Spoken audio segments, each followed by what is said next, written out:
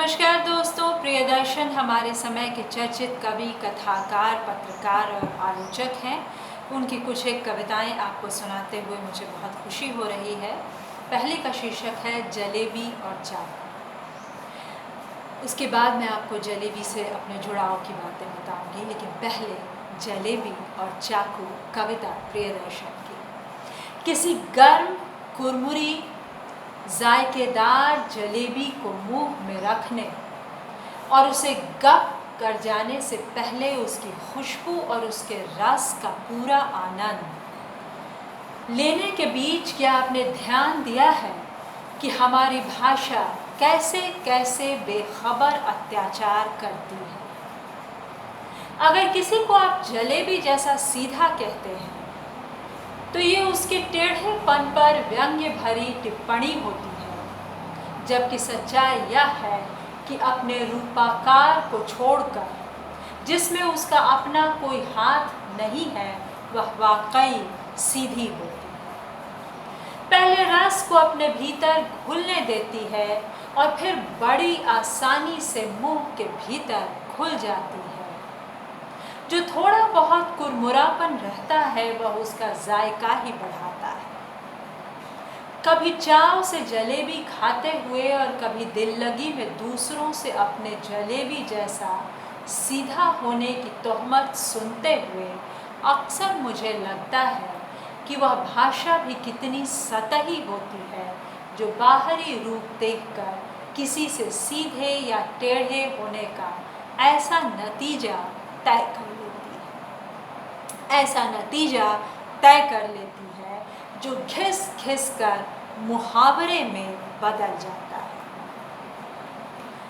लेकिन यह नादानी है या सयानापन है कि लोग जलेबी को टेढ़ा बताते हैं, यह जानते हुए कि वह कुछ नहीं बिगाड़ सकती, आम तौर पर बाकी पकवानों की तरह हाजमा भी खराब नहीं कर सकती। अगर सिर्फ आकार प्रकार से तय होना हो कौन सीधा है कौन टेढ़ा, तो सीधा सपाट चाकू कहीं ज़्यादा मासूम लगेगा, जो सीधे बदन में धंस सकता है, और जलेबी बेचारी टेढ़ी लगेगी जो टूट टूट कर हमारे मुंह में घुलती रहती है। लेकिन जलेबी और चाकू का यह संयोग सिर्फ सीधे टेढ़े के फर्क को बताने के लिए नहीं चुना है, यह याद दिलाने के लिए भी रखा है कि जलेबी मुंह में ही घुलेगी, चाकू से नहीं कटेगी। और चाकू से जलेबी काटना चाहें तो फिर किसी और को काटने के पहले चाकू को चाटने की इच्छा पैदा होगी। यानी चाकू जलेबी को नहीं बदल सकता, जलेबी चाकू को बदल सकती है। क्या बात है। हालांकि यह बेतरतीब लगने वाला तर्क इस तथ्य की उपेक्षा के लिए नहीं बना है कि जलेबी हो या चाकू, दोनों का अपना एक चरित्र है जिसमें हमें पहचानना चाहिए और कोशिश करनी चाहिए कि हमारा रिश्ता चाकू से कम, जलेबी से ज़्यादा। लेकिन कमबख्त यह जो भाषा है और यह जो दुनिया है, वह जलेबी को टेढ़ेपन के साथ देखती है, उसका मजाक बनाती है और सीधे सपाट चाकू के आगे कुछ सहम जाती है। जी दोस्तों, यही है दुनिया। और मुझे लगता है कि ये इतनी मुकम्मल कविता है कि फ़िलहाल मैं इस कविता को ही पढ़कर छोड़ती हूँ और दूसरे खंड में उनकी दूसरी कविताएं सुनाऊंगी।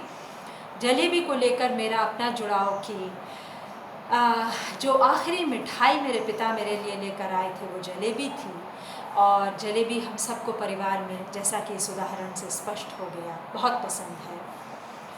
तो एक कविता जलेबी पर मेरी भी बनती है और उसमें प्रियदर्शन जी भी होंगे।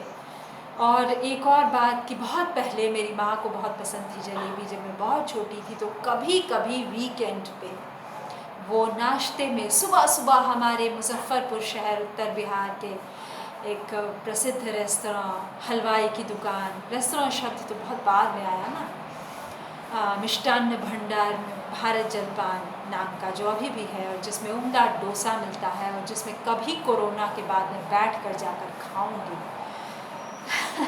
फ़िलहाल 1 किलोमीटर भी शायद दूर है कोरोना मुझसे, पोस्ट ऑफिस सील है, बैंक सील है, कोई मिठाई का स्कोप नहीं है, डोसा और रसम और सांभर का नहीं। लेकिन खैर, तो उस भारत जलपान से कभी कभी, जहाँ की शुद्ध घी में सुबह सुबह गरम जलेबियाँ बनती थी, मेरी माँ मंगवाया करती थी, पत्ते के दोने में बंद होकर जलेबी आती थी, और हम उसे ब्रेकफास्ट में खाते थे, नाश्ते में सुबह के।